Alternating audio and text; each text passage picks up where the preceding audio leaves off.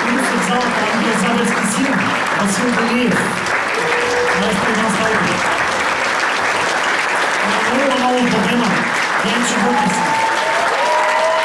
Sentimental Sweetness, Йосиф Чуден. Аз не чух какво е ще да Димитър Йосиф, Ана Мария Бутиса, Ангел Забелски, вълшебният убиец Джо, убийцът Джо. Merci beaucoup.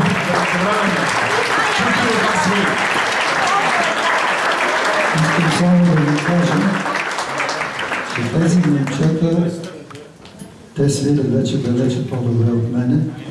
Това много ме радва. Но това, което не знаете, е, че за тях седат учители по солфеж, по камерна музика, по какво ли не още, които остават така в тайна. Така че ръкопляскания за тези, които са да се знаят.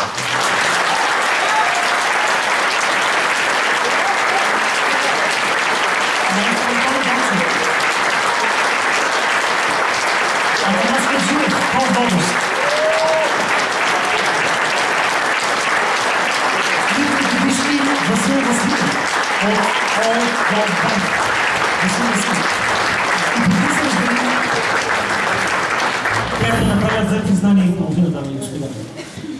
Моят ментор, който се опита да ме направи йога, да ме направи вегетарианец, господин Денчо Въртовски, винаги, да, не успя, съжалявам, Денчо. Другият мой ментор, много важен човек, който ме вдъхновявал, както ви казах, още от детските години, от телевизора, след това свирайки заедно, той винаги ми казваше и по-далече от Москва. Въпреки това, аз опитах да го послушам, тръгнах на запад, вървях, стигнах до Тихия океан, Лос-Анджелес, Тихия океан, Австралия и пак съм тук. И много се радвам, че съм тук, много се радвам, че тези музиканти са тук. Пожелавам на младите да обиколят света, да идват, да останат, но много е важно за нашите деца, за нашите родители, за всички вас, които сте ни възпитали. Бориле, като ти сменят зъбите, ще ти купят тромпет с нещо.